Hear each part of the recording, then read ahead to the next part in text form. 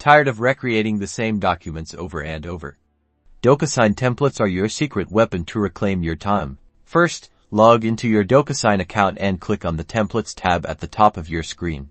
Now, let's create a new template. Click the New button, and from the drop-down, select Create Template. Next, upload the document you want to use as your template base. Simply click Upload and select the file from your computer. Now for the magic, drag and drop the necessary fields like signature, date, and name onto your document where you need them. Assign each field to the appropriate recipient. Add your recipients by clicking Add Recipients, entering their name and email and assigning a signing order if needed. Once you're happy with your template, click the Save button in the top right corner.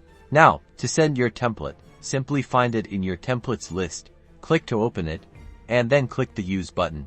Review the pre-populated information, make any necessary adjustments, and hit send. You've just saved yourself a ton of time. Subscribe for more DocuSign tips and tricks.